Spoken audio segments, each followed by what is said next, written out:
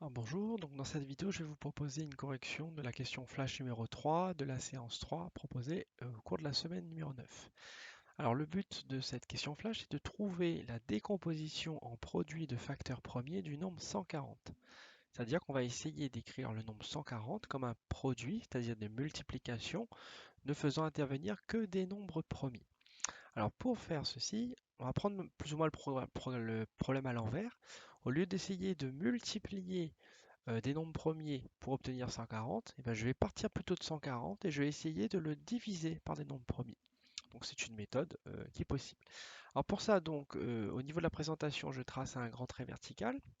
Et donc tout en haut à gauche, je vais noter le nombre que je dois décomposer. Donc ici, c'est le nombre 140, comme il est précisé dans l'énoncé.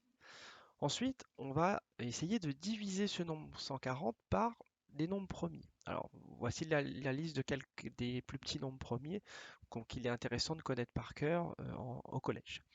Alors, on va le faire de manière assez logique. On va essayer de diviser ce nombre 140 par des nombres premiers un par un, on va dire. On va commencer par 2. Je vous conseille de commencer par 2 d'abord, puis on essaiera par 3, puis par 5 au fur et à mesure. Alors bon, c'est parti. Alors 140, c'est un nombre pair parce qu'il termine par un 0. Donc je sais que je peux le diviser par 2. Donc je vais écrire 2 ici. Et ensuite, on va effectuer cette division. Donc vous pouvez utiliser la calculatrice ou bien le faire de tête. Donc 140 divisé par 2.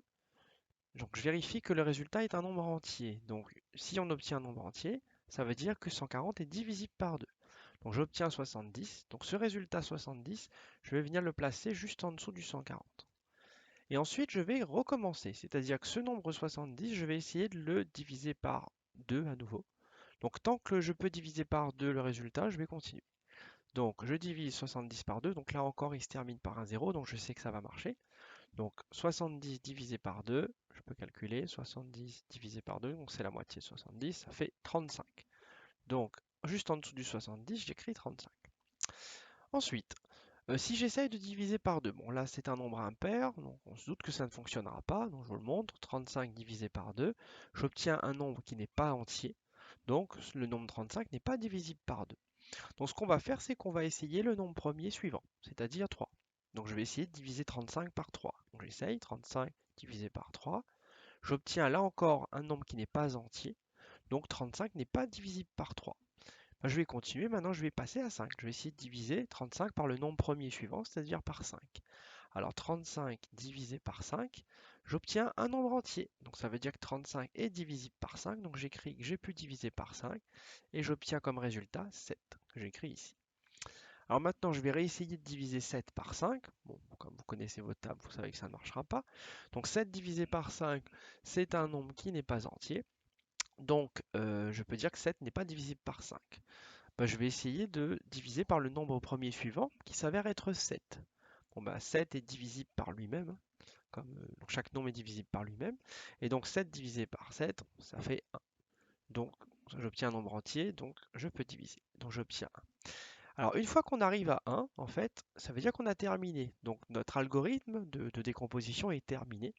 Et donc on obtient notre décomposition dans la colonne de droite ici.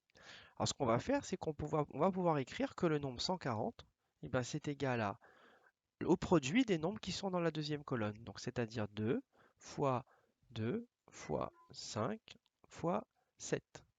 Donc voilà notre décomposition. Donc le nombre 140 est égal à 2 fois 2 fois 5 fois 7. Et les nombres 2, 5 et 7 sont des facteurs premiers. Alors je vais vérifier que ça fonctionne bien. Donc pour ça, je reprends ma calculatrice. Hop.